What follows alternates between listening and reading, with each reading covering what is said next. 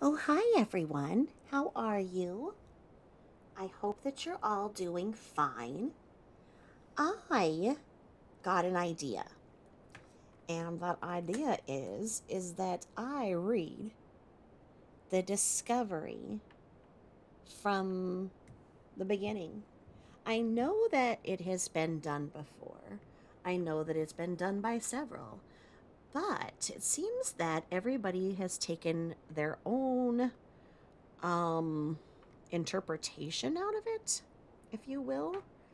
And I just get so frustrated when I hear the same thing over and over, but with just something a little bit different.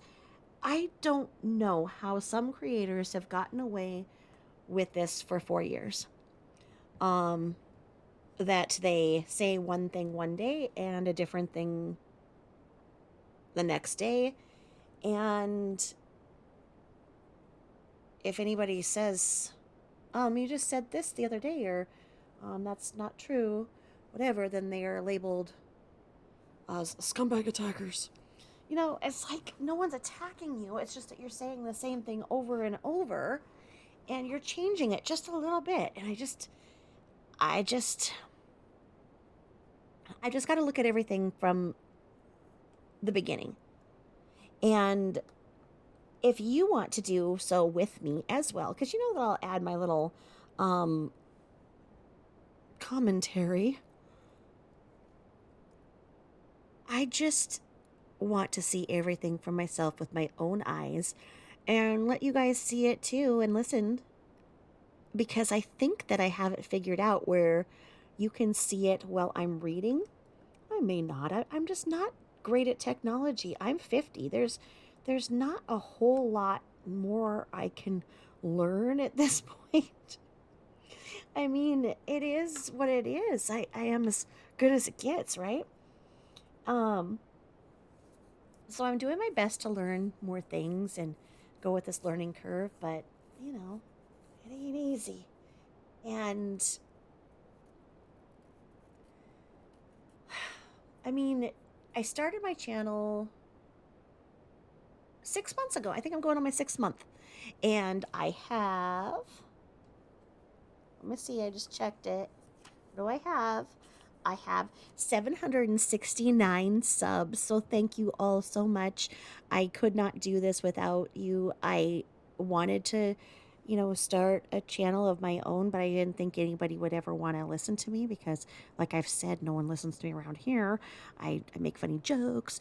I try to talk about relevant news stories and true crime, and they all look at me and walk the other way and then wait till they think that I've gone somewhere else, and then I start at them again, and same thing happens. So husband likes to talk about sports, I like to talk about true crime. Somehow it's great when you have a newspaper because we're never looking at the same thing, because when we've traveled, we get the USA Today, there's no way I'm looking at his stuff and there's no way he's looking at mine. So that works, but when you're trying to have a conversation, it just doesn't. So, anyway, as long as Boo Boo does not jump up and mess up everything, I think that I can start this. And, like I say, we'll just kind of go back to the beginning and see what we can do here. Let me see if I can find how. So I have everything all set up. You guys getting ready for the holidays? I'm getting closer. I just got to put the final touches on a couple of things. We bought one of those super expensive trees. I can't think of what they're called. It's a really nice artificial tree. You've probably seen the ads for them. Um, it's just, I love a beautiful natural tree, but I feel so guilty. I just feel like, I've taken something that was beautiful and put it in my house to put some things on and then throw it away. I just can't do the real tree. So got the beautiful, beautiful fake one. A Fraser firs, I think is what it. is called the. I'll find out what the brand is, and I'll put up pictures because it is very realistic. Um, because I love a noble fur, so we got the. I think it's the Fraser Furs brand, and we got the noble fur, the 8.5 one pre-lit. Um, and I did like a sugar plum fairy kind of theme. And then over in the dining room, I have literally the entire Williams Sonoma "Twas the Night Before Christmas" inventory. I'll show it to you guys. So I'll be putting up some pictures, and I'd love to see your guys' pictures as well. You can email those to me at tabithajane0@gmail.com. And without further ado, I will start reading the discovery as I see it. Okay, so now I have to keep moving my laptop around because Boo keeps jumping and he's got my caps lock stuck on caps lock, and I don't know how to get it undone. I love him so much, but he's very, very needy. At night, he wants to just lay on me, and he gets very angry when I come up and do these things and record. I love you, Boo Boo. I love you. Can you play with your scratcher now? Leave Mom alone? Okay, so here we go. So if we go, and I am thinking that this is the unredacted because there's a second one that says redacted, and this one does not say redacted. They're both the same amount of pages. So I don't know. I don't know what the major differences are between the redacted and unredacted. So I'm just crossing my fingers, and if you notice the difference right away, let me know.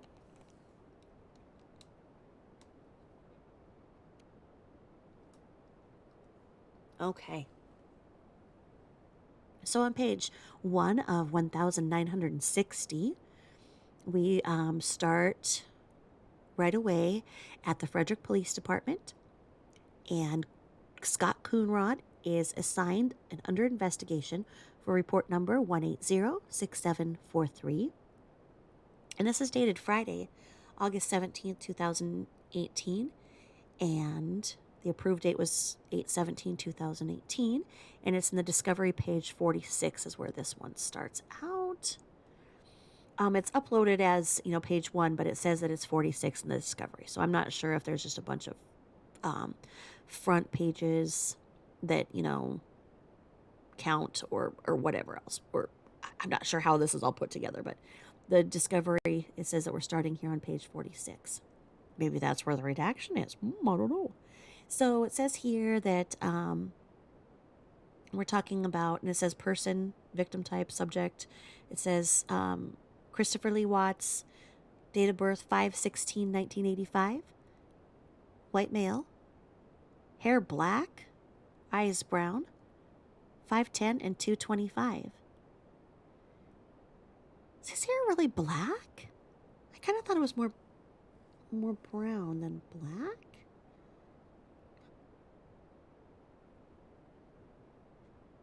Address is 2825 Saratoga Trail in Frederick, Colorado, zip code 80516.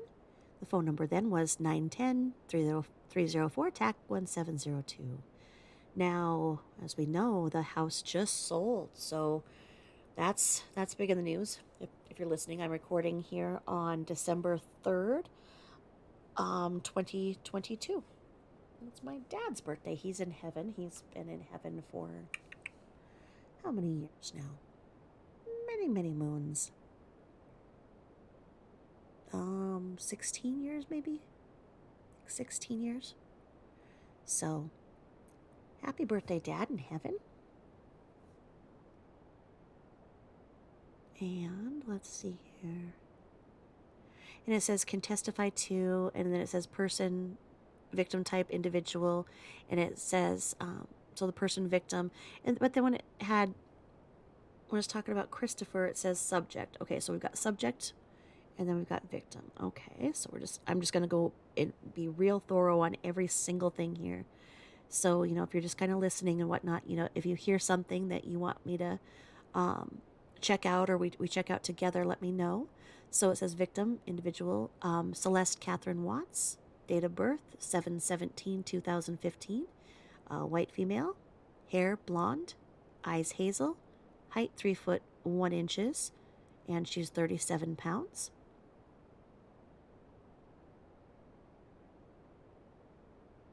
And the next part goes victim Bella Marie Watts, and her birthday is 12/17/2013, female, white.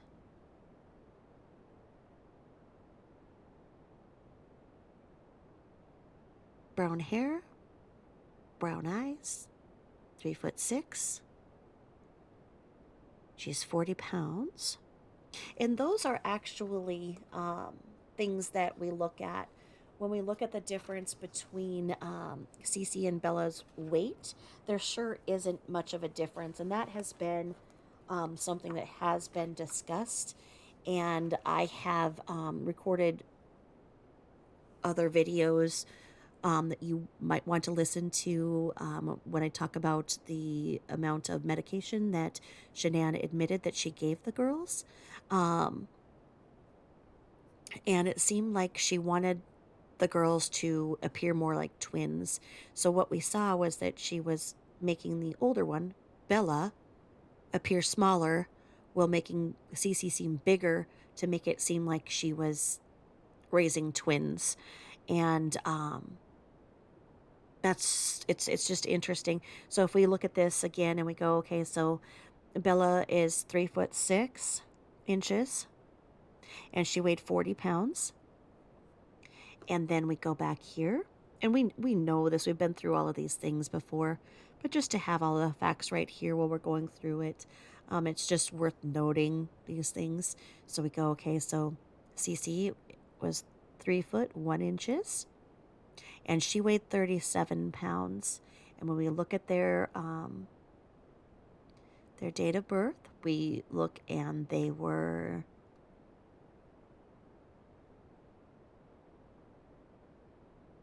let's say, were they 17 months apart? Is that the way it worked out? 7/17, 2015. And we go 1/2/17, 2000, 1/13. I've got some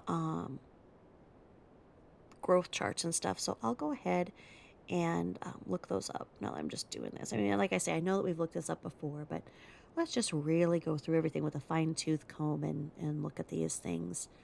If the girls had different fathers, which is implied, there is much speculation that Cece shares the same father that Shanann was pregnant with by another Christopher. It would be interesting to see if that's why their growth was heading in such a different direction, and they were so completely different, and one had blonde hair and one had brown hair. You know, these things go around. We talk. Okay, so we've got some redactions on the birth dates of Nicole Atkinson. So I wonder if that's where if this is if this is the redacted or what is redacted. I'm going through this for the first time with you guys. So, again, we've got, and then this goes to Discovery page 47. And so then we have a witness, and we have Nicole Atkinson. Didn't put her weight. We'll just impute that. Let's see. How much should we say she weighed? I know you guys are all laughing. I'm sorry, but this woman just grates on my last nerve. The way that she interjected herself in the story, is touted as some kind of a folk hero. Well, many of us know she was lying.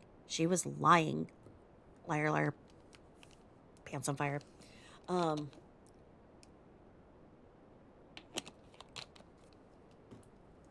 So it's interesting, and if anybody has any kind of an opinion that she sees on Facebook about the case, then it's cyberbullying, and she wants accounts reported. It's like, you know what, there are real things going on Facebook that really shouldn't be going on. It's not that people having an opinion different than yours equates cyberbullying, but in in her world, apparently it does.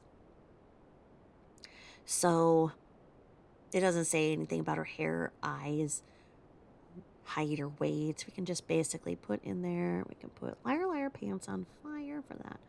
We'll just impute that. Can testify to, and that's blank. And then Atkinson Nicholas S. And we know that that's her son, and he could apparently calm Shanann down when she was acting up. Well, here we are. And like I say, this is page 3 of 1,960 pages, but it comes in here as stated as discovery page 48. And we have Nathaniel Trina Stitch, and I think that's nosy neighbor Nate. And let's see. They didn't put anything in him. They didn't put anything in him. Oh, Lord, sorry, I just misspoke. They didn't put anything about him. They were even redacted his home address, just put Frederick, blah, blah, blah. And then the next person is Taylor Welch, and they put female in for her, but they didn't put anything for the gender for neighbor Nate. So, we have Taylor Welch, who is in Henderson. And then we have the arrestees and the suspects. So we've got Christopher Lee Watts, date of birth 5/16/1985, male white, 5'10", 225, just as we said. They say his hair is black and eyes are brown. Like I said, I thought his hair was more brown. And his address, 2825 Saratoga Trail, Colorado, blah, blah, blah. And it doesn't even have his work phone or occupation. Actually, there is a line across, so maybe this is the redacted one. Maybe. Or it was because they informed him he was fired. Okay, so here we are in the narrative. Here we are, some juiciness. Okay, so it says, on August 13th, 2018, at approximately 1340 hours, this officer was dispatched to 2825 Saratoga Trail on a reported check well-being. And it says it like that. Check well-being, not a well-being check. And we are looking at the part where we are saying 140. Okay, so 1340. That's 140 in military time. We know that she was there earlier. So how the call came in at 140 is something that has been discussed.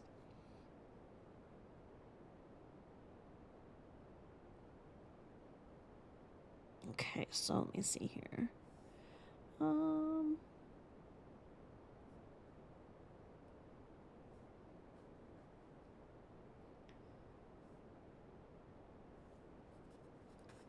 I'm going to write this down. Just because I'm taking notes as I go here because this is something that I want to talk about with you guys. Because this 140 is something we need to discuss. So what I plan to do is I want to read the discoveries, in parts and whatnot. And then I hope to be doing some more lives. I'm not great at them. So I don't want to put you guys through that because, like I say, I'm not good at them at all. But I want to start having more lives so we can discuss some of the things that I put up as information that we may have discussions about or questions about. And this is definitely, one of the things I'd love to talk to you guys about. Because it starts here. So on August 13th, 2018, at approximately 1340 hours, this officer was dispatched to 2825 Saratoga Trail on a reported check well-being.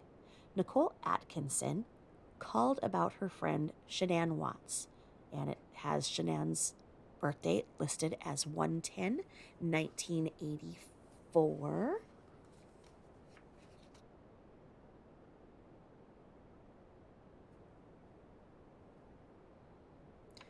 Nicole stated she dropped Shanann off, and I'm saying Shanann because I know that that's the way that she liked it pronounced.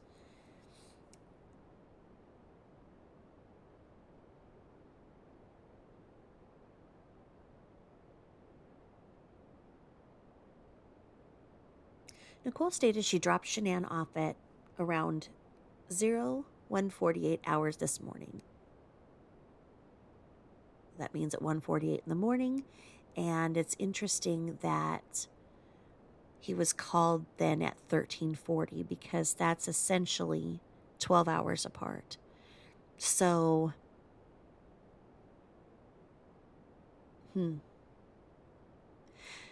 Nicole stated Shanann was 15 weeks pregnant. No, she wasn't. And not feeling well. Nicole had dropped her off after her business flight from Arizona. Business flight, my ass. Shanann was not answering phone calls or texts and had missed her doctor's appointment. Nicole and her son, Nicholas Atkinson, went to the Watts residence and observed Shanann's car, Colorado license plate 528ZJV, in the garage.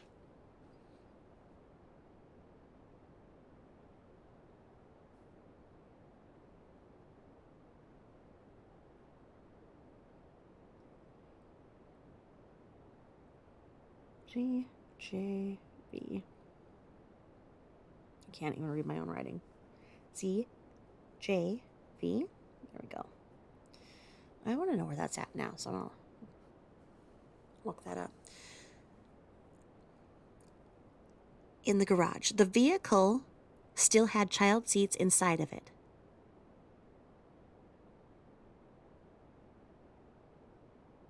Nicole attempted to enter the front door, but it had a latch which prevents you from opening it more than 3 inches.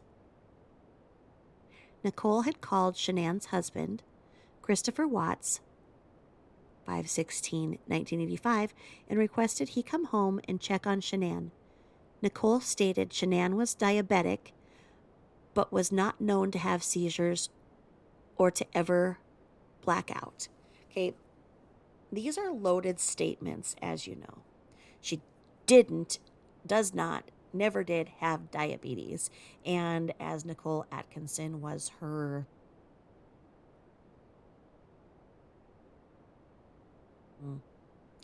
basically, Nicole Atkinson was Mama Rue's spy.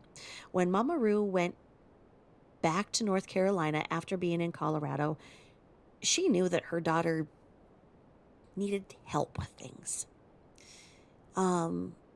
Just like we saw in the recipe that was just shared for chuck roast, when Mama Rue wrote out a recipe for her daughter, it began like this: go to store, buy chuck roast, bring back home, unwrap, put meat in crock pot. I mean, like that. Like, as much as they want to run this narrative that there was all this, fundamentally, there are so many things that show Mama Rue knew that her daughter was in need of assistance. And it seems, as we have talked, that Shanann's mother had Nicole start watching Shanann for her. Shanann and Nicole were not friends. They did not develop a friendship. Nicole, however, was the manager at the salon where Shanann's mother started cutting hair while she was there in Colorado for an extended visit. Nicole went on to enable Shanann with many things. We know that. I've discussed them.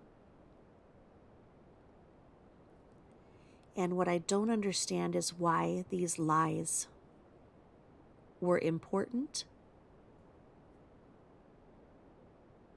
to her to say. As stated, Shanann never had diabetes, and Nicole was prior to, I don't know how it went, where she was a hairstylist um, or a CNA. I don't know which one came first, the chicken or the egg. But she's been a medical provider in the capacity of a CNA or home health. So she would understand medical terminology more than a layperson. So to go out on a limb and say diabetic, she's diabetic with medical knowledge, knowing that she is not diabetic, is something that concerns me. I don't know why she felt she needed to do that. I mean, it's here. I see it in black and white. I always questioned where that came from, the diabetic thing, and to see it for where it started. It started with the horse's mouth, literally. And in this sentence, it's also loaded where it says Nicole stated Shanann Watts was diabetic, but was not known to have seizures or to ever black out. That's also not true. And Christopher Watts, Shanann Watts' husband, does go on to say this, that his wife had had a serious car accident, and it was believed that she had blacked out. So there are two things in this one sentence that are both untrue that came out of the big horse's mouth. And I don't know why. Like, what was in it for her to lie like this?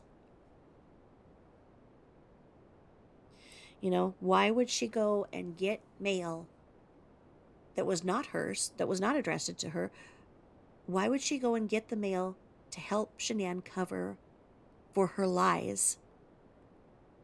Why would this woman commit federal offenses? Because getting mail that is not yours, not addressed to you, is a federal offense. So we know that she committed a federal offense. We know that she lied, not just here. She continues to lie, even 4 years later. But why? Why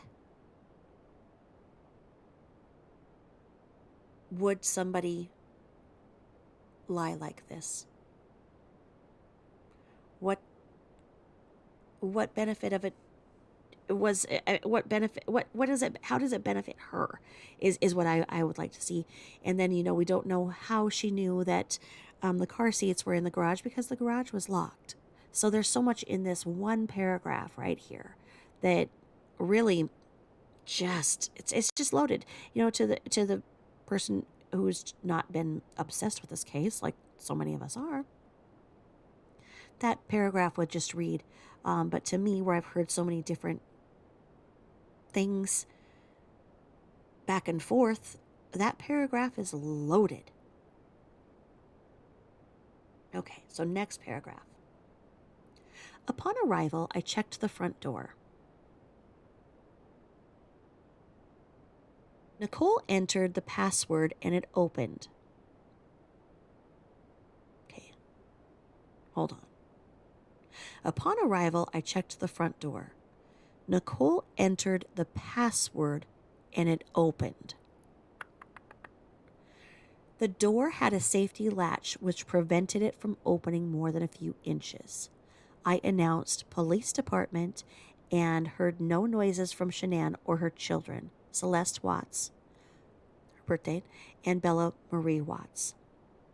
I did not see anything through the windows that was out of ordinary. I checked all windows and the rear slider door. All were locked, and the sliding glass door had a lock bar on it. Nicole kept saying Christopher was not coming. She had called him several times, and he kept giving her different arrival times. I contacted Christopher by phone and asked for the garage door code. Christopher stated it did not work from the outside. He was about 5 minutes away at that time.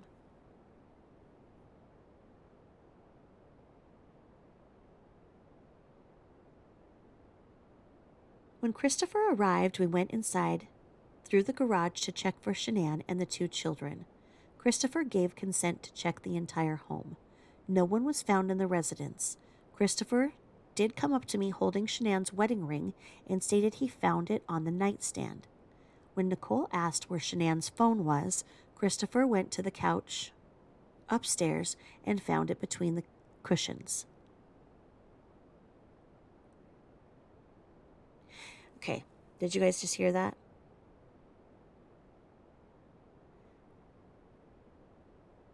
Christopher went to the couch upstairs and found it between the cushions. I thought that it was stated that Nicole's son found the phone between the cushions. This is interesting. Then it states he did not know what the password was to Shanann's phone. Nicole knew it, in parentheses, possible date of birth of their unborn son. Well, if it was the possible date of their unborn son, why would Christopher Watts, who's being told he's the father, not know that date, that password? Why would Nicole know the password to Shanann's phone and her own husband does not know? These are the things that have really came together to show the level of deception, the lack of intimacy, and the lies that were going on in this home. Okay? When NA, which we call her, knows the password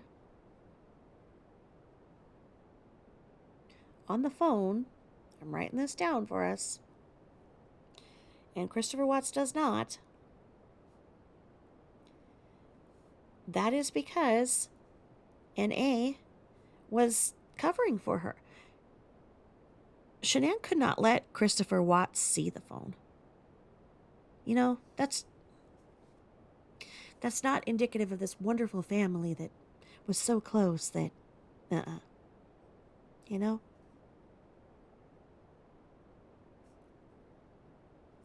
It's interesting to see this all in black and white. It really is. So Nicole knew it, possible date of birth of their unborn son, and turned it on. Christopher gave consent to look at her phone. No calls were made that morning. I contacted Detective Baumhover and requested he come to the residence.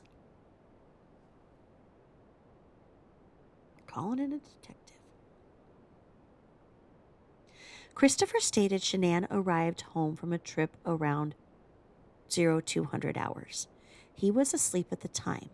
He woke up around 0500 hours, which is 5 o'clock, to get ready for work, and they began talking about them separating. Christopher stated it was a civil conversation and they were not arguing. They were emotional, though. Christopher stated they had been talking about separating for a few weeks.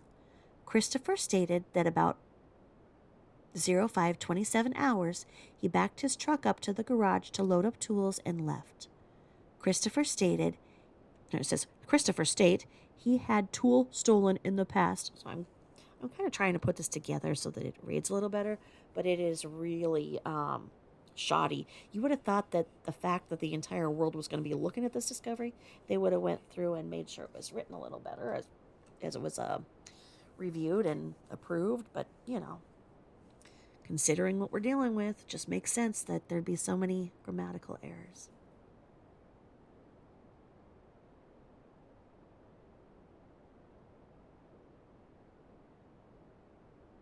So let's try to make a sentence out of this. Because the way it says, he backed up his truck to the garage to load up tools and left. Christopher state he had tool stolen in the past and now he unloads, and it's spelled UNLOADES, his truck on his Fridays. What in the... Okay. Really? Let's see if I can make a sentence by just kind of putting this together right. Christopher stated at 0527 hours, he backed up his truck to the garage to load up his tools and left. Christopher stated he had had tools stolen in the past and now he unloads his truck on his Fridays. Okay, I tried, guys. Christopher stated Shanann was in bed at the time. At that time, Christopher stated Shanann told him she was going to a friend's house today with their 2 children. Christopher stated he did not ask Shanann which friend's house she was going to go to. Christopher stated he went to a job site, oil well, past Hudson, Colorado, to check on it. What? Once again, this sentence doesn't make any sense. I'm going to say the way that it says it. Christopher stated he did not ask Shanann which friend's house she was going to go, period.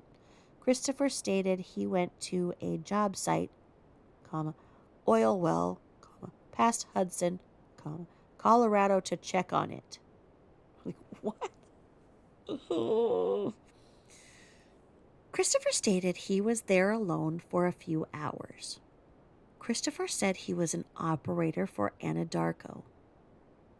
Shanann's mother called during this time, poor she did, and was adamant that Christopher had done something and that I needed to check the GPS on his truck. Christopher's work truck has GPS on it. What in the... Okay. So right now, they're just in the very beginning where they're just looking around for her, and you've got Mama Roo calling up the detective and going, I know that Christopher did something. Get his truck, get the GPS, find out where he's been. Like, what? How about if we look for her? What if we look for her? Why is she already pointing fingers at Christopher like something nefarious has happened? Why isn't she concerned for her daughter and granddaughters where they are as the priority instead of, I know that Christopher did something to check his GPS. Yep. Gosh. Anyway, Detective Baumhover and I checked the residence thoroughly. Shanann's purse, wallet, phone, credit cards, etc. were at the residence. We observed nothing suspicious inside the residence. Now we're on Discovery page 50.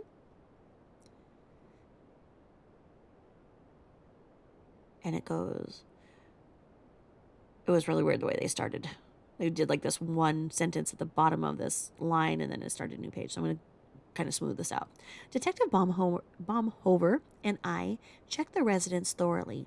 Shanann's purse, wallet, phone, credit cards, etc. were at the residence.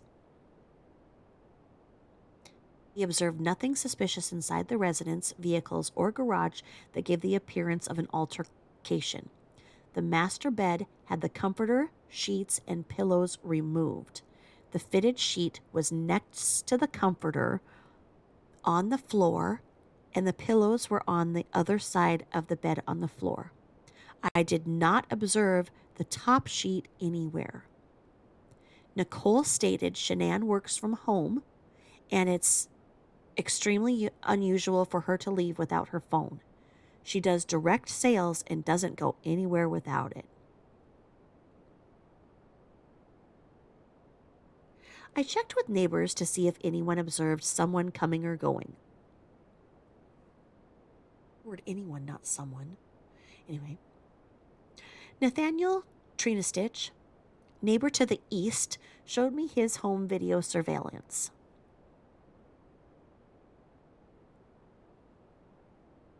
At 01:48 hours, Nicole's vehicle is observed leaving. The video does not show it arriving. At 05:27 hours, Christopher's truck is observed being backed into the driveway. Nathaniel and Nicole both stated they had never seen him back into the driveway before. What, are they generally there at 5:30 in the morning looking to see if he's backing up his vehicle? Guess, yeah, neighbor Nate, I mean, looking out, but is Nicole sitting out there watching him? I mean, I have neighbors, they back up their trucks to load them up. I, I don't see that as a big thing, but anyway. You've got Nathaniel and Nicole both stated they'd never seen him back into the driveway before. It leaves a short time later. It leaves a short time later. What? What is it? This whole sentence. It leaves a short time later. What is it? Is Christopher Watson it? Is it cousin it? What? Not. All right, anyway. The rear of the truck was obscured from the camera by the garage.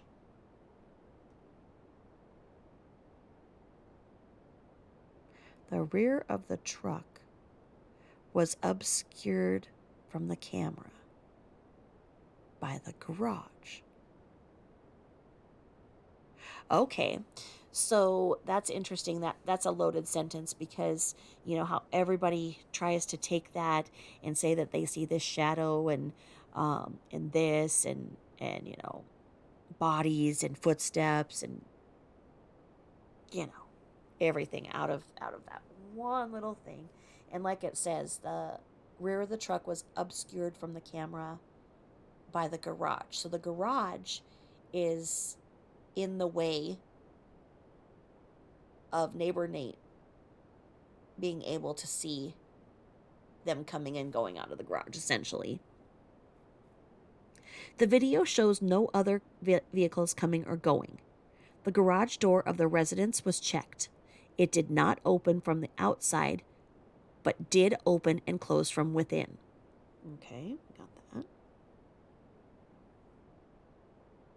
Christopher gave us consent to check Shanann's phone. It had an alert which stated the garage door was opened at 12:42 hours. So, why was it open at 12:42 when they... Hold on.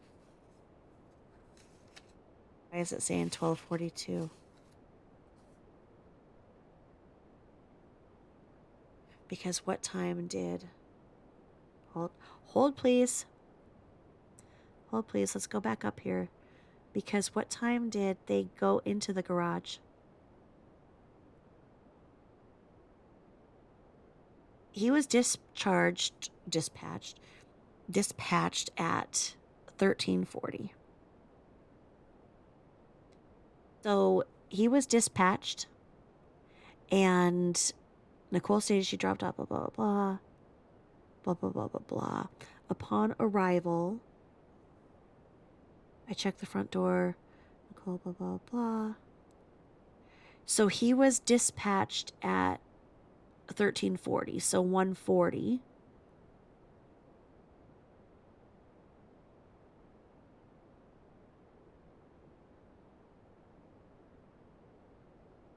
So why was the garage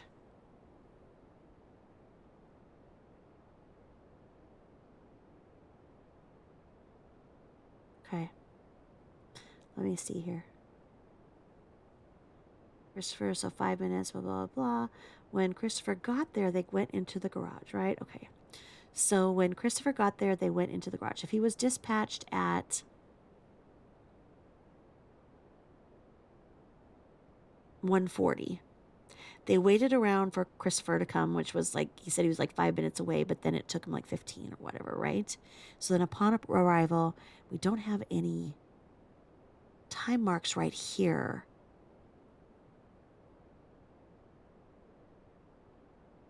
Contacted Christopher by phone and asked for the garage door code. Christopher stated it did not work from the outside. He was about 5 minutes away at that time. When Christopher arrived, we went into the garage to check for Shanann and the 2 children. Okay, so if he was dispatched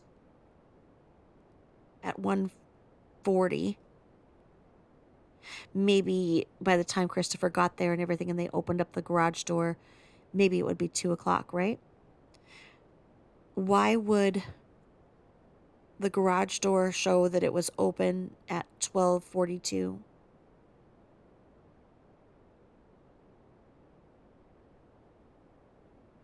What if it wasn't reset for like daylight savings time? Um, I mean, I know that like my vehicle, I just switched the digital clock on and it's been a few months. So I could I could go with that, but still that's really an odd, because if he was only dispatched there, that means that he was like called and then drove there, or does that mean the time that he arrived and then they waited for Christopher? That still isn't right, and that's not that's not sitting right with me.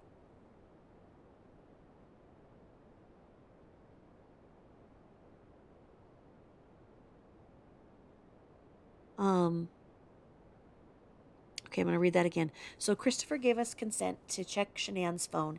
It had an alert which stated the garage door was opened at 12:42 hours. Detective Baumhover took the phone to the Frederick Police Department. Christopher showed me his phone which shows alarm times when the doors are opened. It sent an alarm about the time stating the he had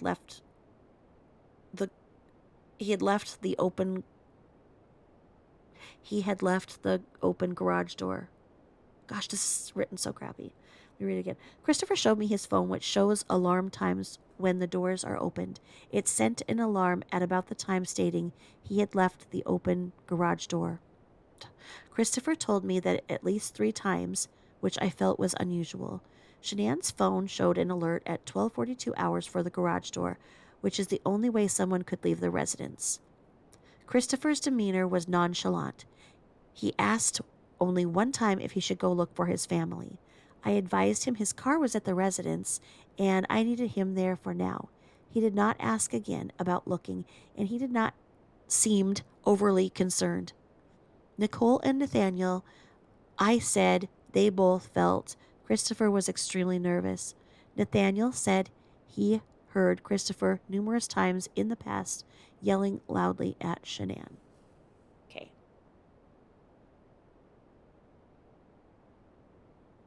So neighbor Nate says that he has heard Christopher yelling at Shanann several times in the past.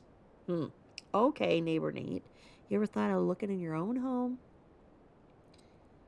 Anyway, I mean, I just don't see it in Christopher's nature to be yelling at anybody. I think it was the opposite. I I the man has been in prison now and just sits there like he's content, like, oh, when's my next game of cribbage? I mean, if he was yelling at his wife, like, you know, it just doesn't make sense. And like I say, this is really poorly written. I don't know how they brought this up as a typewritten report, and it has so many grammatical errors. But anyway, here we go, and it's another one. It says, I canvassed the neighborhood. No one I contacted observed any vehicles coming or going or anything unusual. I left business cards on a few residences that had video surveillance and requested copies if anything was observed. I had Weld County Dispatch send a check well-being bolo for Shanann and the children. Okay, I'll read this again. I had Weld County Dispatch send a check well-being bolo for Shanann and the children. The contact was recorded on taser camera. Nothing further at this time. Officer Coonrad, 09 TAC 01, Frederick PD. Okay. And then we go here to Discovery page 51, and it's a supplemental one. It says supplemental 1 James, and it's a supplemental report. And it says here the property, and it's talking about, it says that there was recovered a pillowcase with residue, and it says that it was worth $10. recovery date 8/15/2018. And then the next thing is recovered pillowcases, and it says quantity 2. The one above said pillowcase with residue, just quantity of 1.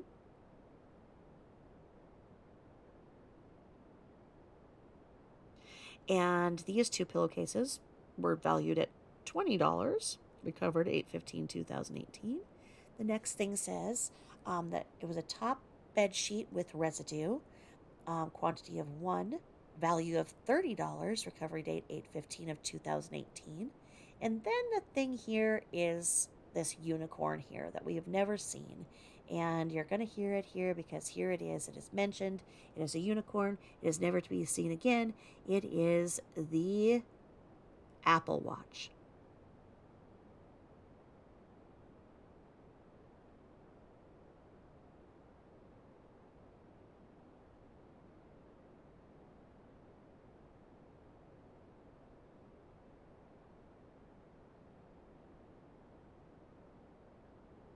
It says that it's green, aluminum, and the serial number, and it was valued at $230. The Apple Watch is something that we've always wondered about because people say that it can show different things as far as heart rate, etc., etc. Um, it never came up again as far as I could see, and that's something that we all have talked about. All of us going around here going, So Discovery page 52. Oh, 2 Apple Watches. What? Okay, so the green Apple Watch was recovered. Now we're going to go here, and it says Apple Watch, and it's a 38 millimeter one. The other one doesn't say the size. Oh, yeah, it does. The other one says a 7000 series.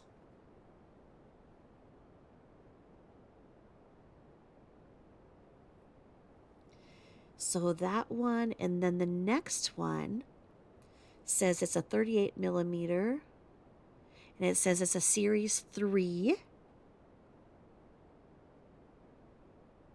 And it also says, okay, it says it's golden pink, and it's the style LTE, and its brand is recorded as 230 as well. So she must have had 2 Apple Watches, both of which we've never seen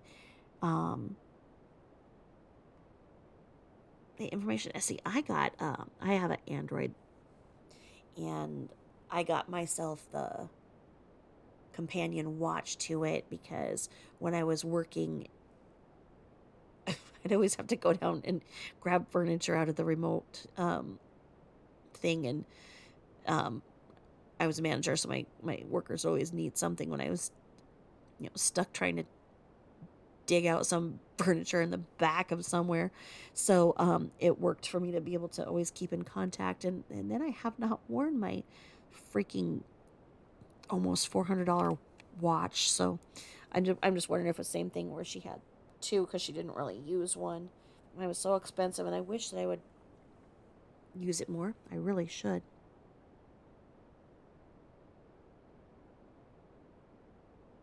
Well, anyway, so we've never seen either of the information from the Apple Watches. And then we go here and we have her MacBook, and I don't think that we ever have heard what was on her MacBook or the last time she logged on. And maybe we'll find it in here. I didn't peek at this discovery.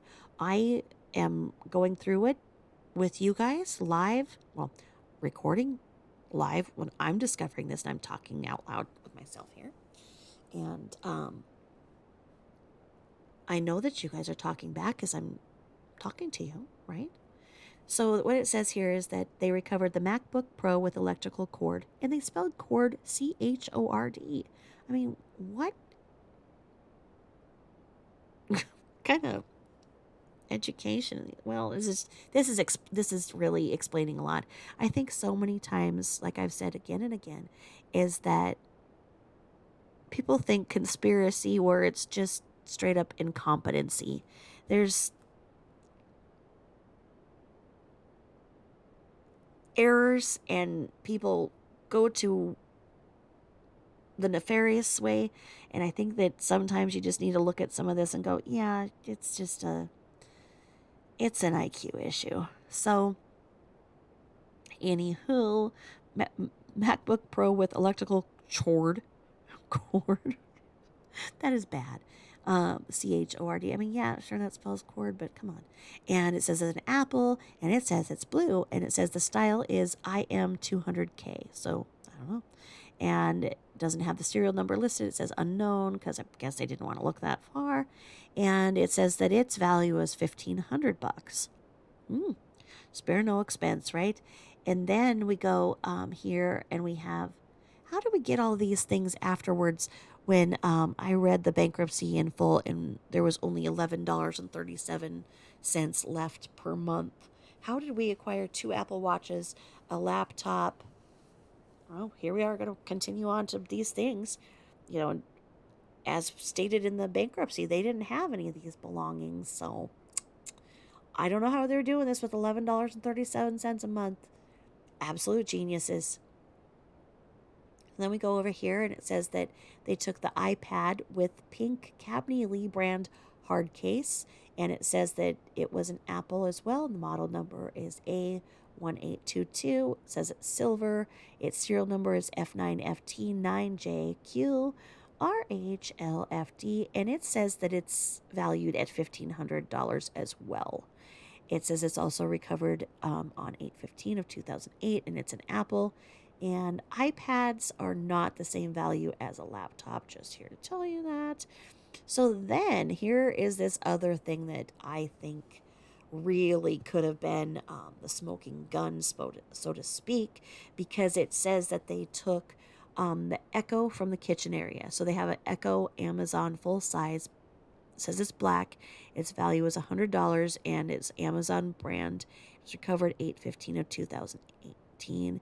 If only we could know what that Echo heard. I mean, Christopher needs to talk, number 1.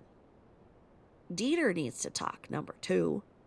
That's why the Rue have them, because if Dieter talks, they want to be the one to be like, Dieter, let's just keep that to ourselves now. And let's keep things the way that we want them. Let's just, okay, shush now, Dieter.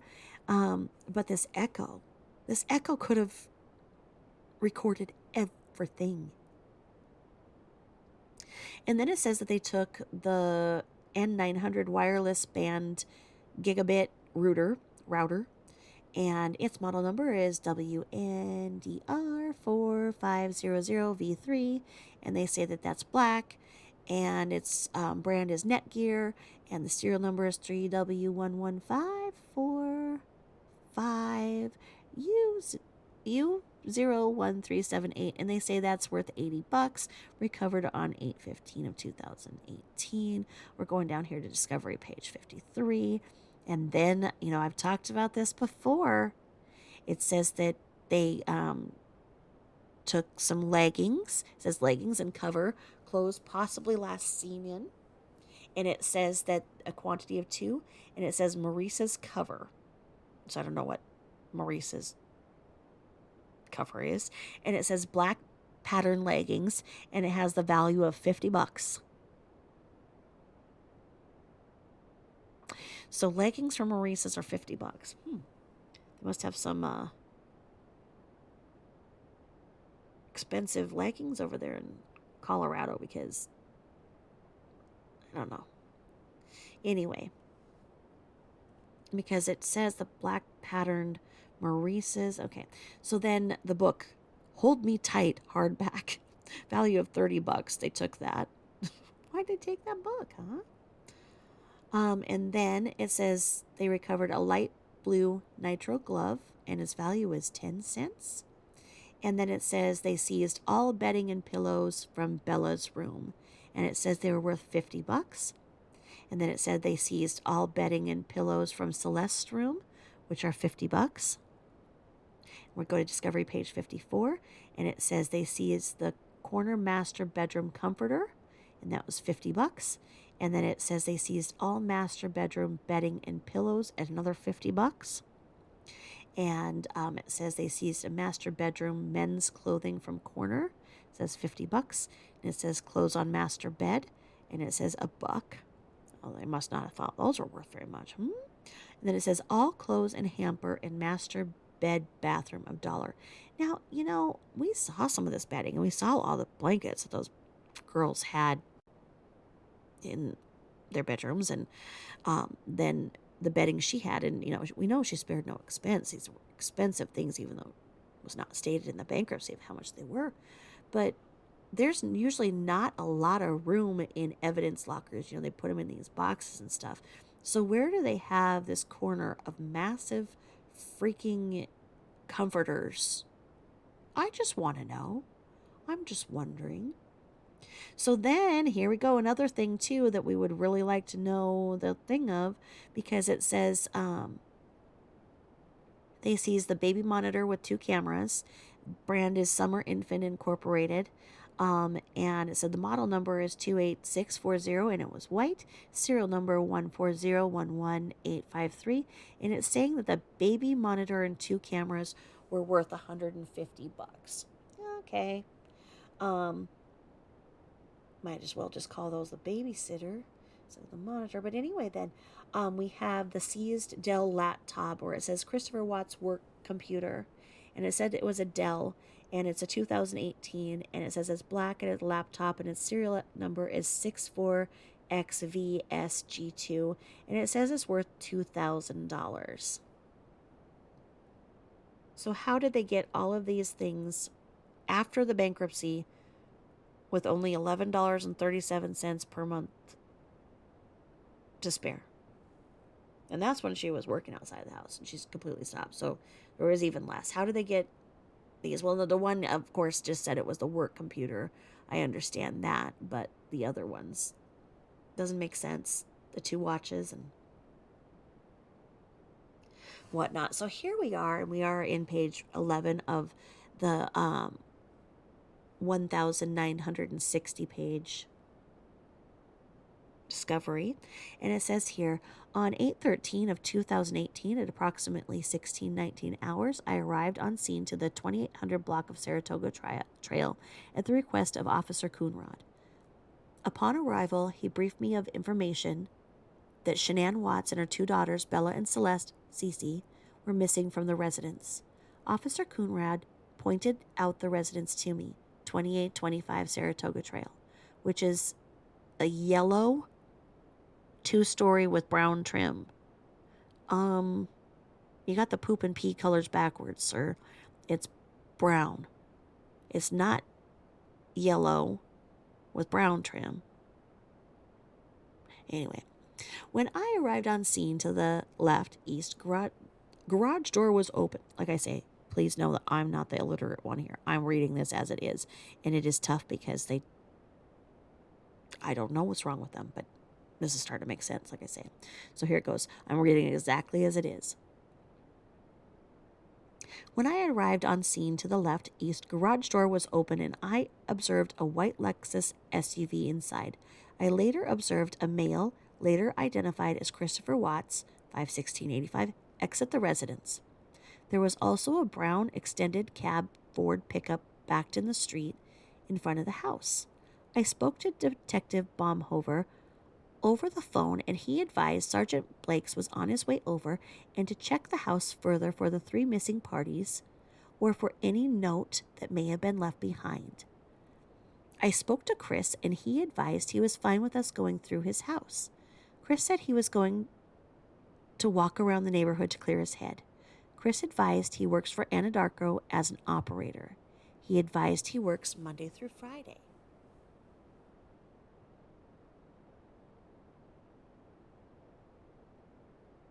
I completed a consent to search form for the house, and Christopher advised he is the homeowner. I advised Chris I wanted to search his house in its entirety for missing persons. I then had Chris read the bottom of the consent to search form and advised him to ask me any questions he may have before signing. Chris read the bottom and waived his right to a warrant. He then signed and dated the form. A few moments later, Sergeant Bakes, Officer Coonrod, and I searched the house. Chris advised we had free reign and to do whatever you gotta do. Chris was advised that he could go inside with us or stay outside. Chris advised he would stay outside on the deck. And Chris advised that they have been together 8 years and married for 6 this year. They were together 2 years before they were married?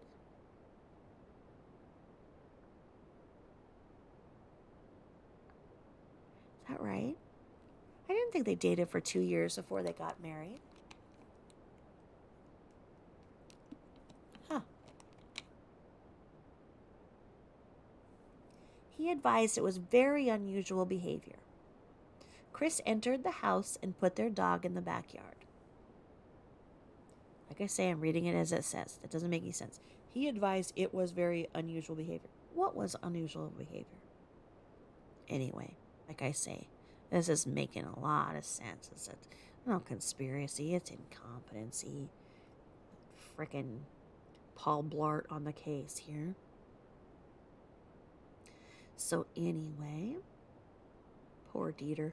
Upon approaching the front door, I observed a Ring doorbell camera. Chris advised me he usually uses the garage door, and it depends on what Shanann usually uses. He advised the only alerts he had for the doorbell was when her friends were here. Chris advised the Ring should record as you approach the front door.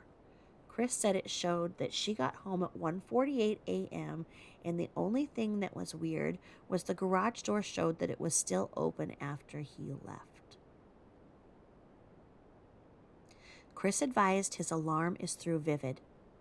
Chris said her friend Nikki said the garage door was shut when she got there. I observed a purse on the kitchen counter along with a second phone in a black case.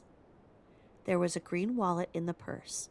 I observed Shanann's Colorado driver's license to be in the wallet, along with cash and multiple bank credit debit cards. There was also a nausea medication in the purse prescribed to Shanann. Upon searching the rest of the house, I did not find signs of damaged property or anything that would indicate some type of a struggle. The house was very well kept and organized with the exception of the office area. So the area where she was, huh? Oh, that's funny. She kept those girls locked up so they wouldn't mess up the house. But when she's not office where she's in there scattering around, it's just a mess. I want a policeman to comment on my office, especially right now. It's quite disastrous looking. But anyway, I observed medication in Ziploc bags on the desk in the office. The medication was inhalers and what I recognized to be packages of medicine for nebulizers.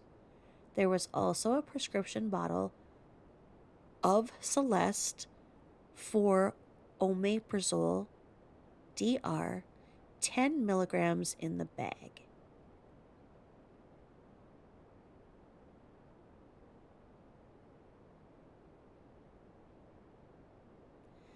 The Lexus Colorado Plate 528 TAC ZJV was parked in the garage with 2 car seats in the back seat and the keys sitting in the center console.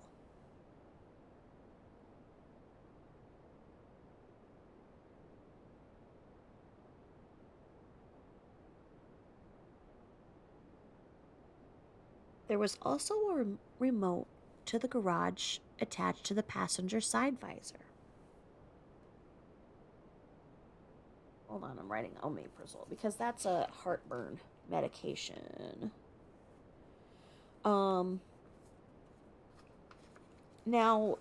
it can be off label to be used for other things, and one of those things could be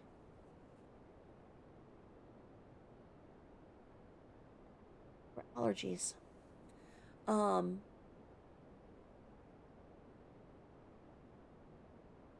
It's a newer concept with allergists because when mast cell activation goes,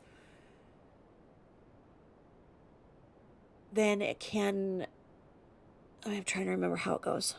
But yeah, it can be. But it just makes me wonder why she was still taking. That's interesting. My mind is going somewhere else with that omeprazole. I've got to wonder about that. Hmm. It's interesting. My preemies had omeprazole in like a liquid form because they had GERD. Um, Basically, the little twins, little shits and projectile vomit on me. So I had to stop their little exorcist like game and give them some omeprazole. So I wonder if Celeste had the GERD with it. But knowing that she had the food allergies, I'm just wondering if they did something else with that. I'm trying to remember. Um,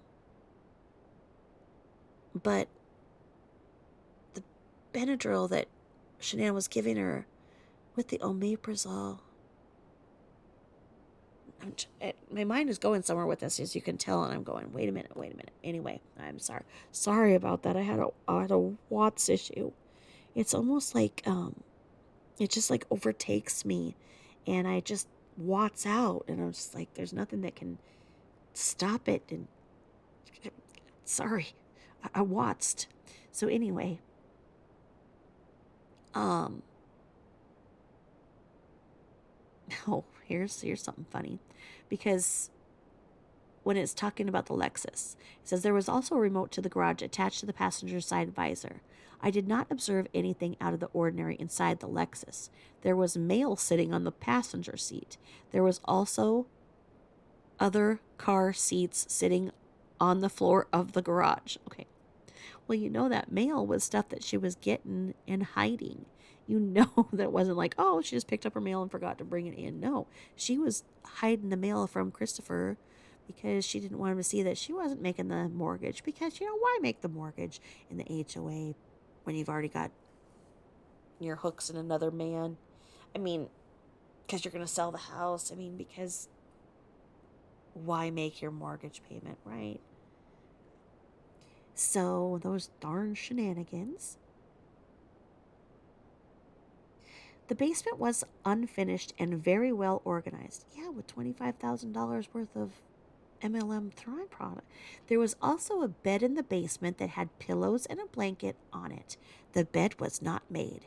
There was also a makeshift window covering on the window near the bed. Now, this is because Christopher Watts was being a respectful, separated man when he was boning Kissinger, okay? That even though she bolted out, it was common knowledge in North Carolina that she had separated from her husband, that yes, she was pregnant, and yes, she had the two little girls, and yes, she was staying with her parents, and yes, even the coworkers at her mother's work knew that she had separated from her husband. Okay? So, they were separated. It was not some little vacation. They were separated. When they were in North Carolina, they fought. They agreed to come back, sell the house, go their separate ways. Even with all of that, Christopher Watts was respectful enough to not take his new girlfriend into his estranged marital bed. And when they accuse him of being this monster, this torrid affair, you look at things like this and go, he's respectful, he's sensitive, he's empathetic. Does this fit the profile of a mass murderer? No, it doesn't.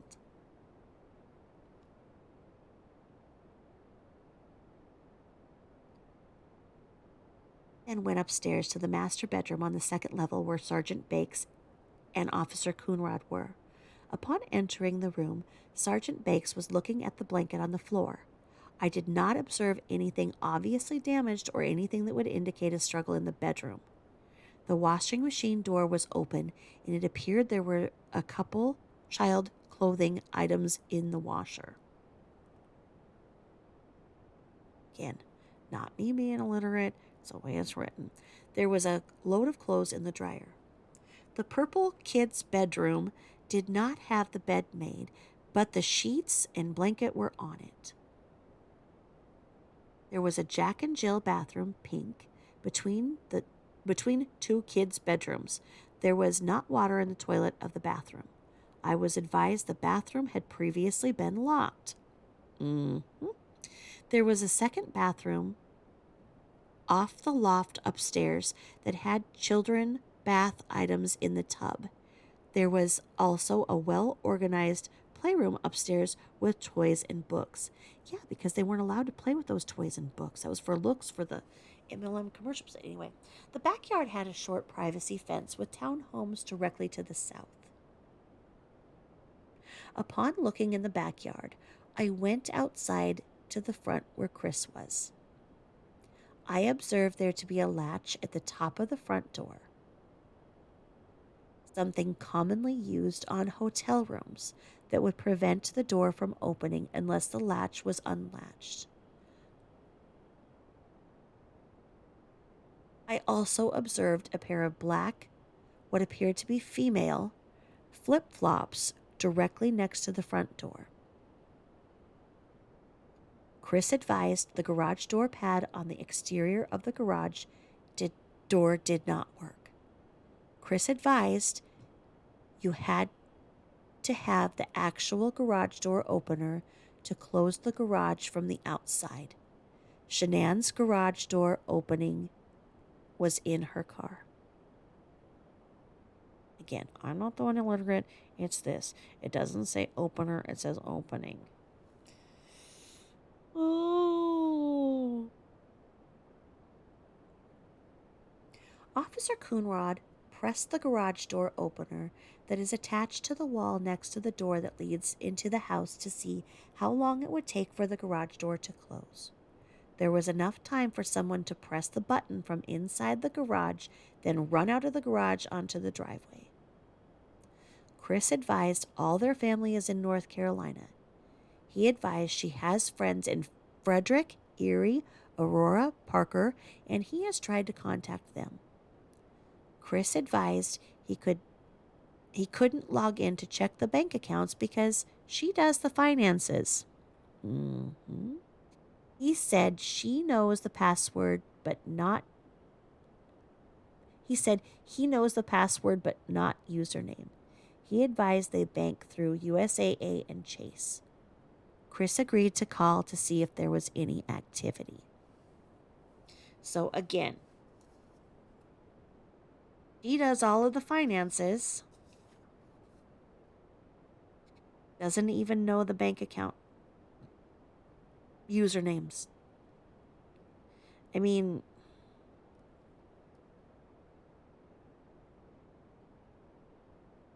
so then when she was in North Carolina, did she give him an allowance? Oh no, when he tried to go out to dinner, he didn't have enough money to do so now, did he? Might have ran out of egg salad. Chris advised the small black suitcase next to the staircase was from the trip Shanann just got back from on the morning of 8/13/2018. She had went to Arizona for work. Chris advised the suitcase observed in their bedroom was from when they were in North Carolina. He said they just got back from North Carolina, then she went to Arizona 2 days later. Chris advised if there was a stockpile of cash in the house, he wouldn't have known about it. He says she normally only carriers approximately 100 cash with her. Not carries, carriers. Bed of Chris's work truck was filled with items, including a fire extinguisher, a large diameter hose, a shovel, a gas can, and multiple toolboxes. Chris advised that was a pickup he always drives. Chris said he needed to go inside for card information for the bank. Inside the house, He said there was a taxi cab charge that posted to Chase on the 12th. Chris advised Shanann had a passport, but he didn't know where it was.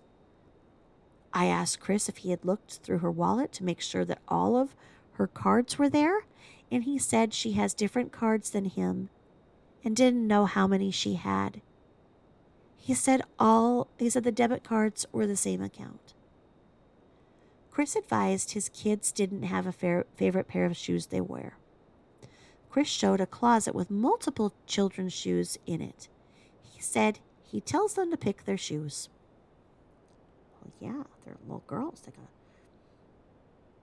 pick out their shoes. Chris advised Cece take Singular for allergies and omeprazole for acid reflux. Okay, so Cece takes Singular.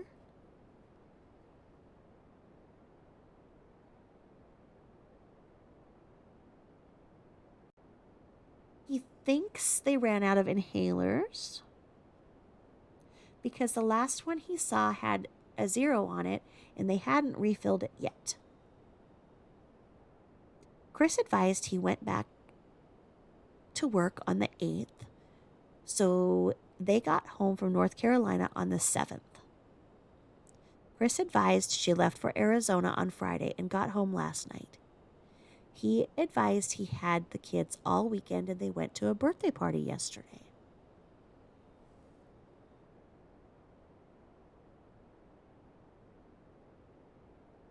Chris said he had slept in the basement a few times because of the separation. Okay, I'm going to read that again. Chris said he has slept in the basement a few times because of the separation. Okay, this is important because of the separation. People think that there was this big fight the night before and it was the first time that they had mentioned the word separation. No, they were talking about the separation, probably talking about their breakup. But this is important because he says that he sleeps in the basement a few times because of the separation. Because of the separation. This is right here. So every reporter, every talk show host that went on and labeled him as this narcissist and said it was because of this affair, they did not look at the facts and the truth. Because right here on page 12 of 1960, it says because of the separation.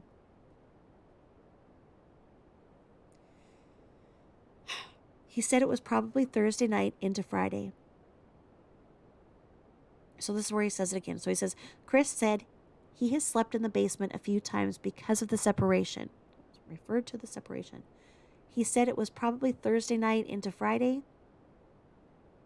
So basically what is being said here is that when she came home from North Carolina, there were 2 nights between when she came home from North Carolina and went to Arizona. In those 2 nights, or 1 night, they did not even sleep in the same bed. I believe this is a pivotal moment here to look at this, because we have not looked at that time period of what happened in that time. When they were in North Carolina, we know that they fought extensively. She was in North Carolina 90% of the time by herself. Christopher came out that last week. They fought extensively. They came back. She was home for 1 or 2 days, then went to Arizona. Then when she came back from Arizona, the tragedy occurred. We need to look at that time period and note these things, because this is the truth. They were separated. They were not getting along. They had not gotten along for a long time.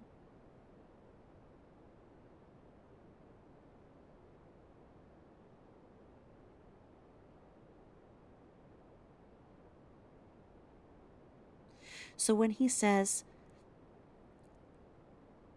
Chris said he had slept in the basement a few times because of the separation. He said it was probably Thursday night into Friday. He advised the kids sleep in their own beds. Sergeant Bakes asked about the sheets in the master bedroom. Chris advised she usually jumps into bed after being in the airport and will wash the sheets the next day to get the airport off of them. So he's saying that he slept downstairs probably Thursday into Friday. So what date they came back and which date she left, because then we go to this next part here. And it says, Chris advised he was in the master bedroom last night. Okay? Because that's where we have whatever happened there. And if they were separated and he was sleeping downstairs, and he did sleep downstairs even in that time period before she went to Arizona, then what made him come into the master bedroom or be in the master bedroom asleep when he knew that she was going to be coming home that night around 2 a.m.?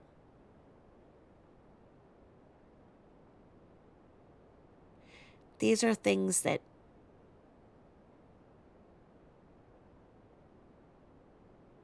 we've got to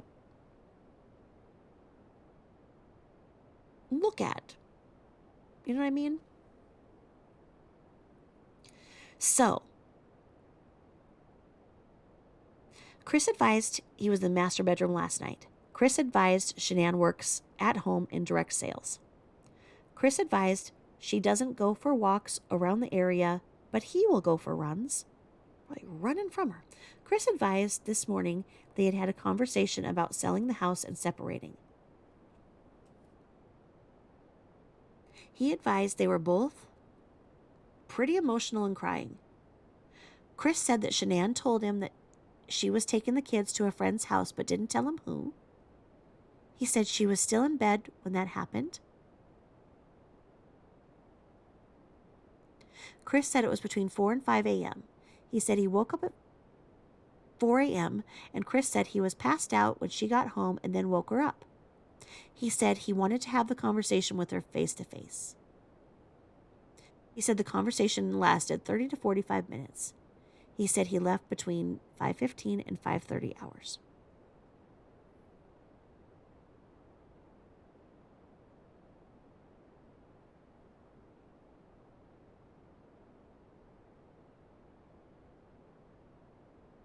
Chris said he went to location first east of Hudson. Again, this is so hard to read because it's so choppy. Chris said he went to location first east of Hudson. He said he was the only one there because of the other operators had an issue there Friday that was left over the weekend. He said that he went there to verify the issue to see if he could fix it.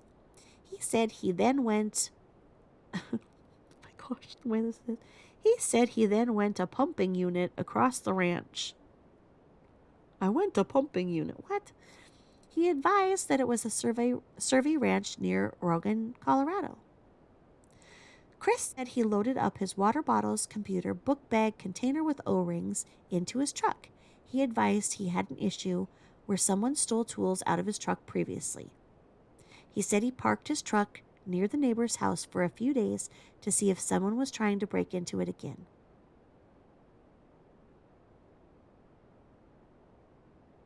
I added it.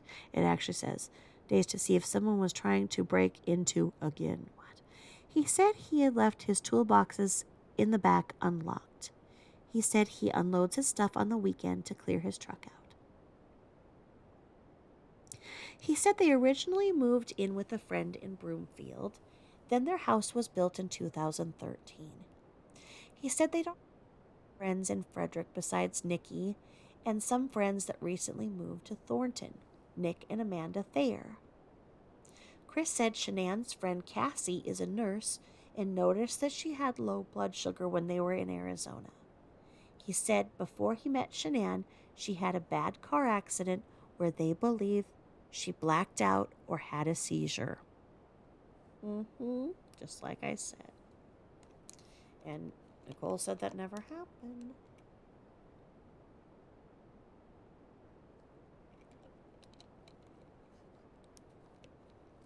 I left Chris with my business card and told him to have her call us if anyone they know is in contact with her. That's what it says, her. Because it goes like this. I left Chris with my business card and told him to have her call us if anyone they know is in contact with her. Doesn't even make sense. Throughout the interaction with Chris, he was very cooperative and answered questions appropriately. Nothing was readily observed inside the residence that would indicate a struggle. On 8/13/2018, at approximately 21:12 hours, I called Chris to see if he had heard anything.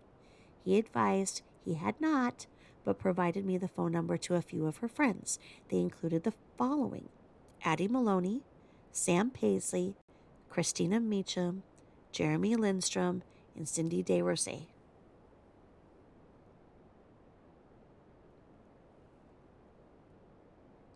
Chris advised me she was in North Carolina for 5 weeks, then he went for a 6th week.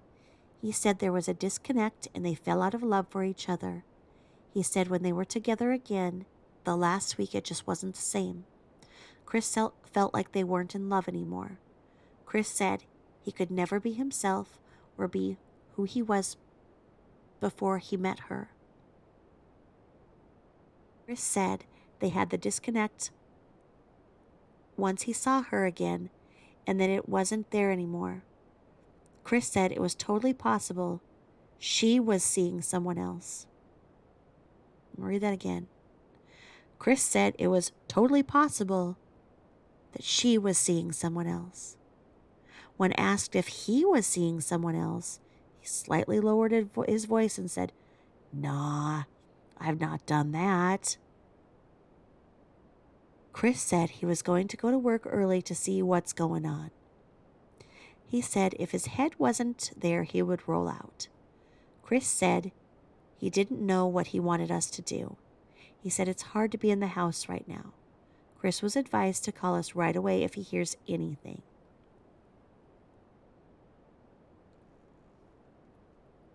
I first spoke to Sam Paisley. She advised she lives in Maryland and knows Shanann through work. The last time Sam spoke with her was July 18th via text. Sam said most of her information was coming from Addie and Cindy, who she was texting with.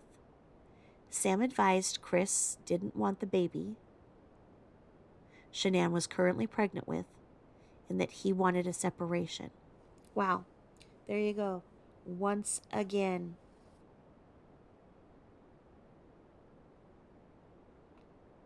Many times.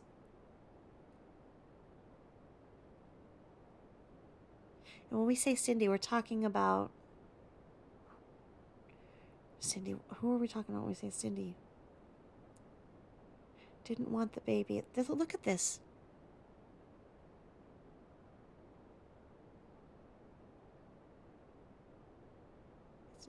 Okay. I'm so disgusted at so many news outlets, web creators, YouTube creators, people in the family, her friends, that have outright lied. Their separation and their problems were common knowledge. This is my first time reading through the Discovery. I've heard bits and pieces. But for me to really see it like this right now, and see that this is not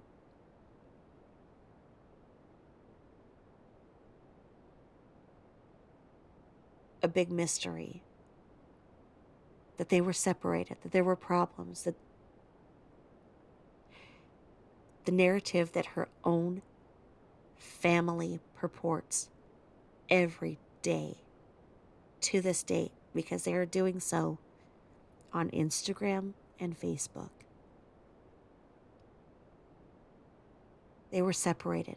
Now, does separation equal what happened? No, not at all. But to continue a narrative that they were happily married and that she was just totally naive, had no idea, and came home like a lamb to the slaughter because he found a girlfriend, and because of that little hussy, he just decided he wanted her, and he became a family annihilator. It's not true. And I don't know how people are able to continue that false narrative to this day. It's pretty disgusting, and this should have went to trial. Absolutely. I hope that it will go to trial someday. These things need to be spoken in a courtroom with all of the facts. And the truth might come out. But the truth isn't out there now. And is that why her own parents continue a narrative? Because they don't want the truth to come out? What is the real truth? Who doesn't want the truth to come out? Follow the money. Who's making money on a false narrative? It's not Christopher Watts.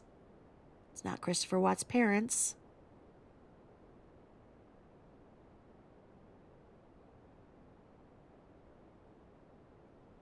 Anyway, I'm going to try and read this again without having a coronary.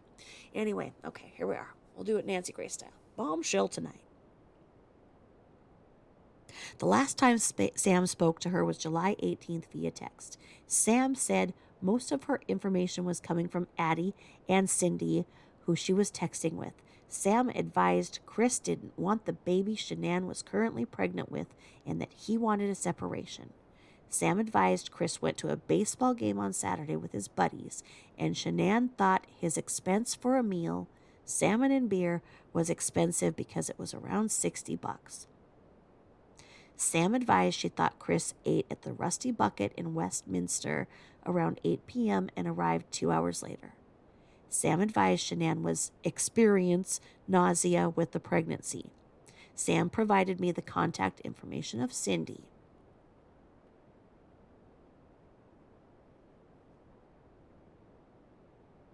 I then spoke with Jeremy. He advised Shanann has a very scheduled life. It's a nice way of putting it. He advised the kids did take medication. Yeah, every night. Oh. Chris had brought the girls to his house on Sunday for a birthday party. Jeremy lives in Erie and sees them once every few months. When I called Jeremy, he was just leaving Chris's house with his wife. I then spoke with Cindy. She was in Arizona with Shanann. Cindy lives in Arizona. Her and Addie had dropped off Nikki and Shanann at the airport Sunday evening around 7 p.m. Cindy saw Nikki for the work event Friday, Saturday, and Sunday. Cindy advised they work for Livell. Cindy advised Shanann told them that Chris was becoming distant and said they weren't compatible anymore. Cindy said Shanann was blindsided by this. Bullshit. Cindy said they were making plans to go away for the weekend. She mentioned that Chris recently deleted his Facebook account.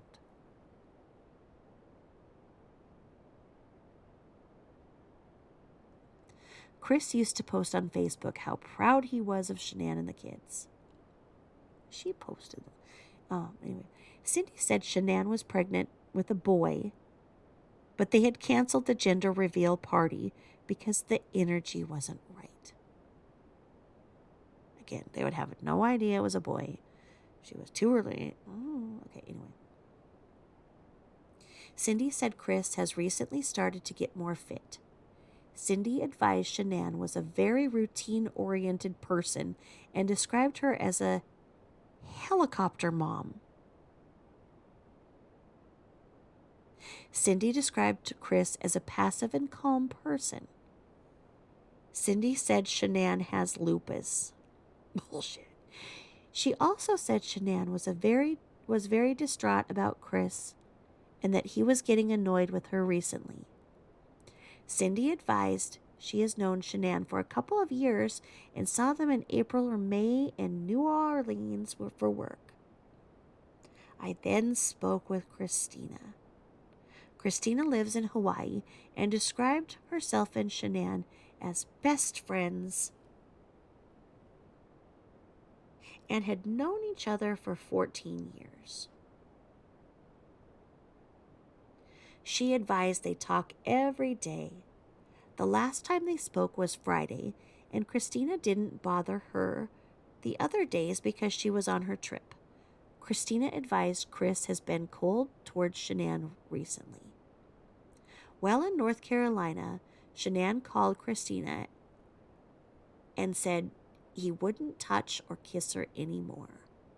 Shanann told her that Chris didn't want the baby she was pregnant with and that he was scared. He was happy with only having the 2 girls.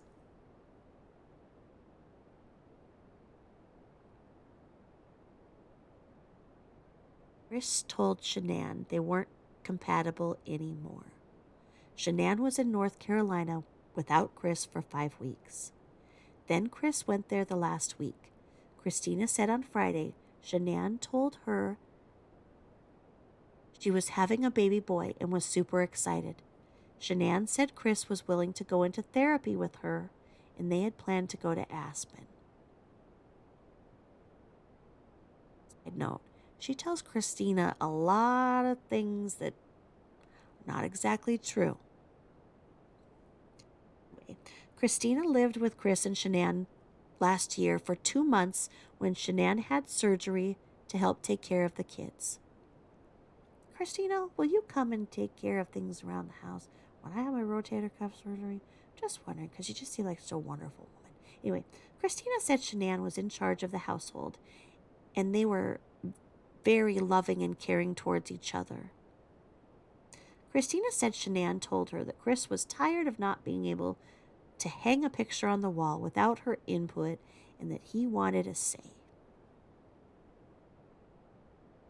Christina said their marriage began to change when Shanann was in North Carolina.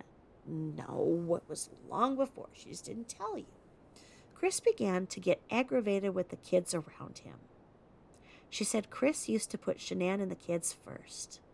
Chris began to not touch or ask Shanann about the baby. Christina said when they were separated for 5 weeks, Chris came back to Shanann a different man.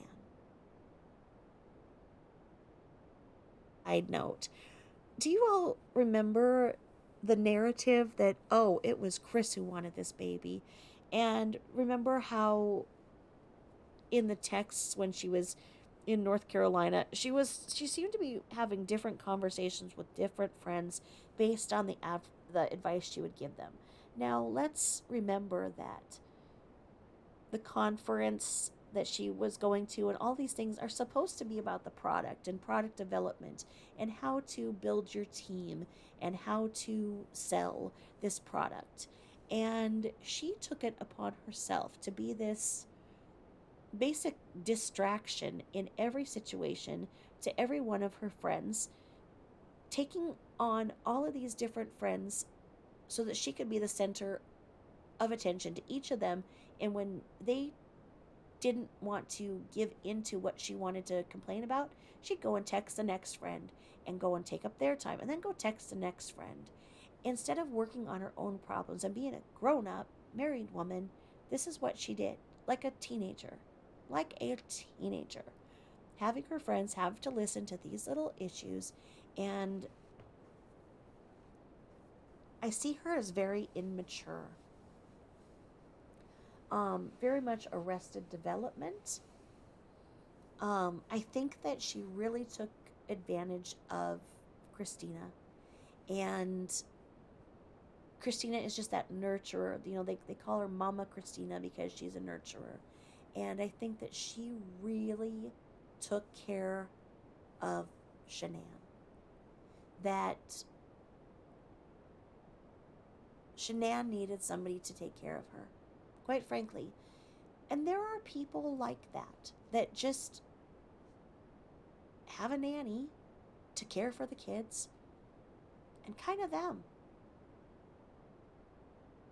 They couldn't have afforded it, but it's kind of what they needed.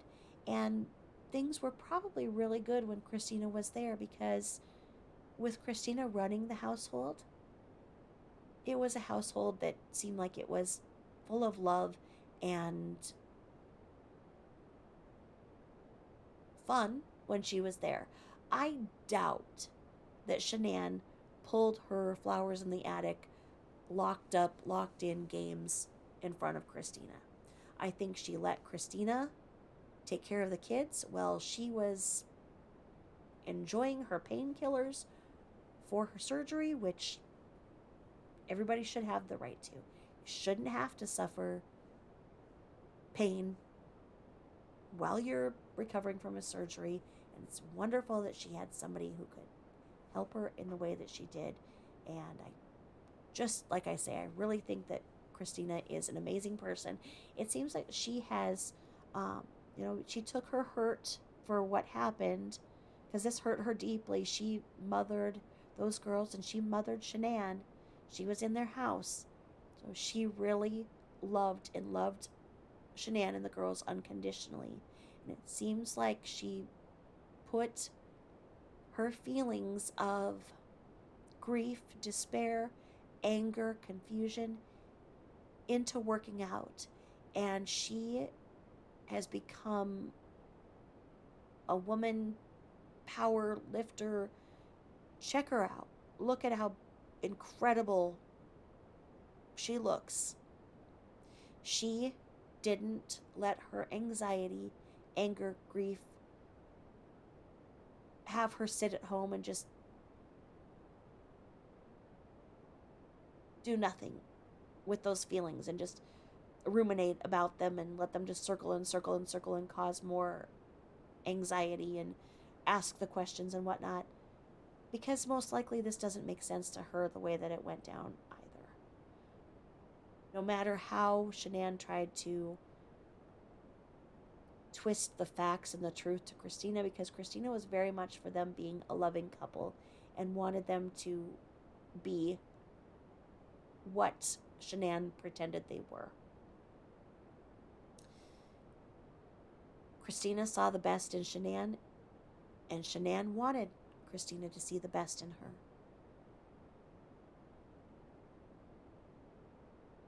I'll go back to reading now. I'll stop interjecting.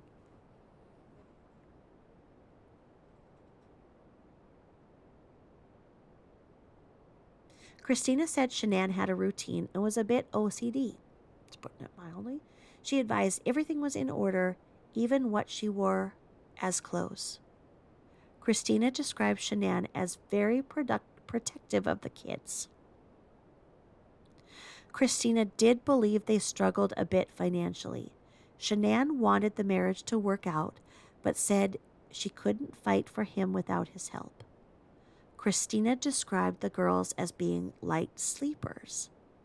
Because of where the girls slept, above the garage of the house, they wouldn't open the garage in the morning. Christina said Chris would usually go out the front door. She said if there was an argument, when she got home, the girls would have woken up. Christina used an example of when she lived with them. They had to leave early one morning, so they had parked the car outside the garage the night before. Shanann was worried just turning on the car would wake the kids.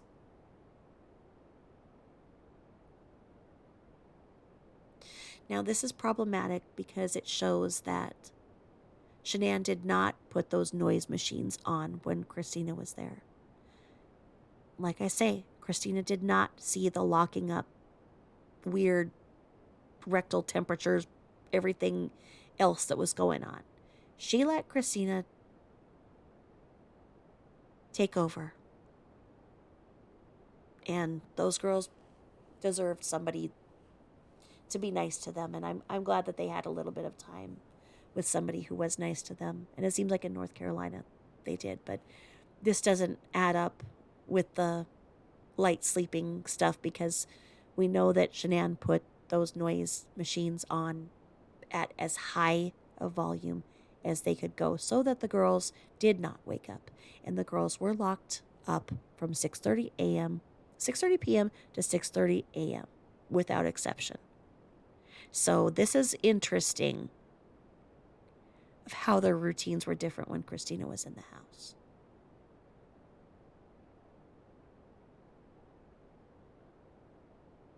Christina advised Shanann would not leave the house without anything.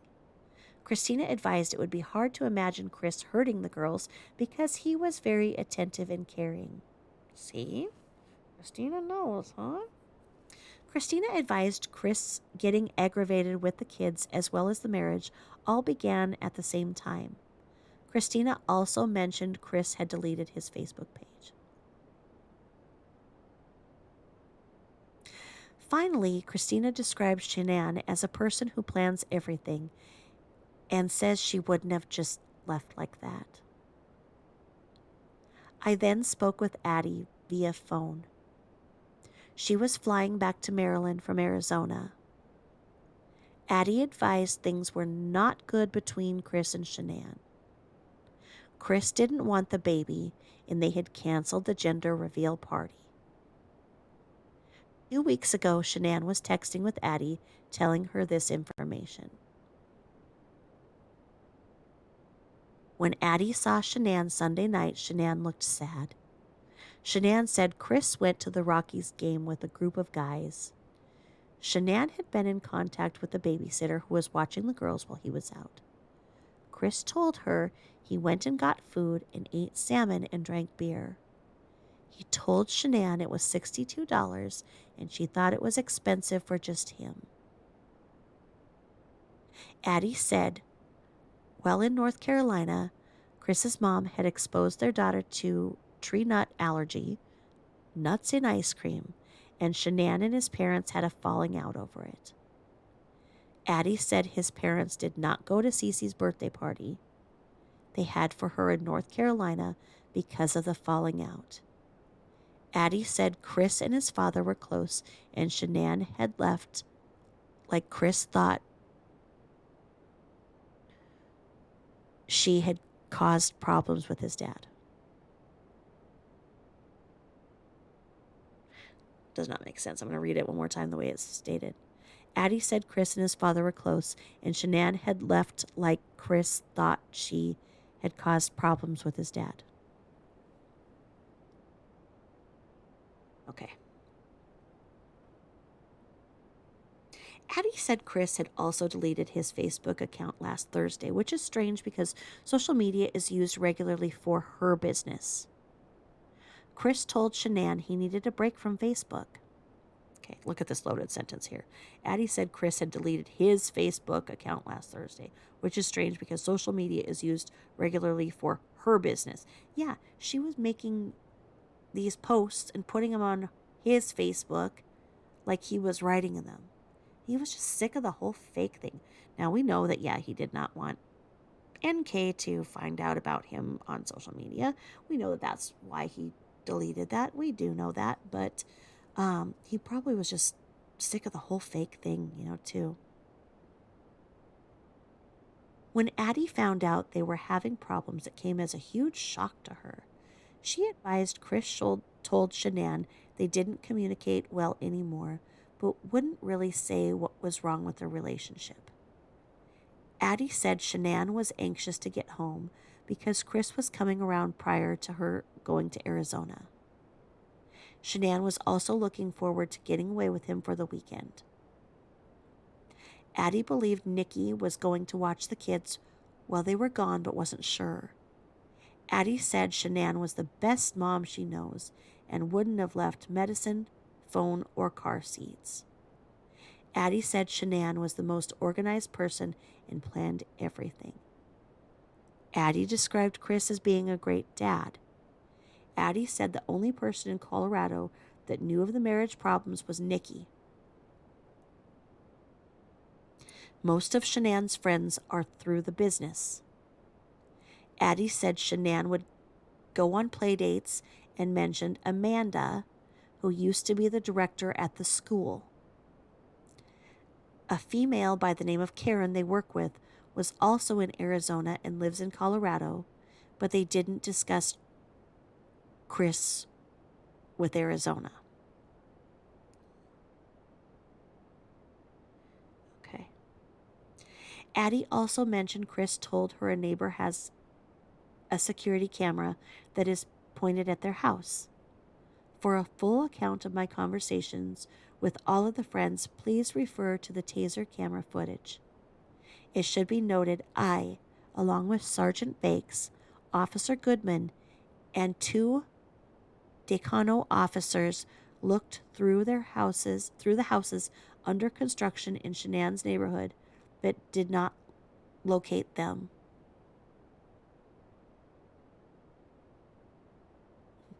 Okay. They looked through the houses under construction, did not locate them. Were there? Hello, Shanann. A caller from Sandy, Utah, had observed a Facebook post regarding Shanann.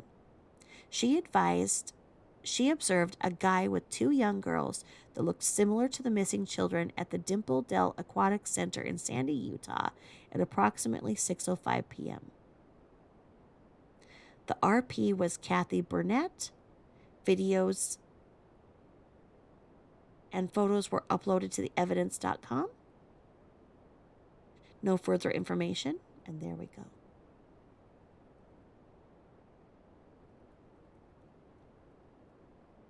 And at this point, I will stop. We will begin on Discovery page 60 when we start again. So I am ending on page 15 of 1960. And I will be doing the playlists with the Discovery together. So I'll still be doing my other recordings, but I'm just going to start this as well. And we will title this one just Watch Discovery number 1 when we do this. Okay, guys? So thanks for listening, and we will stop now.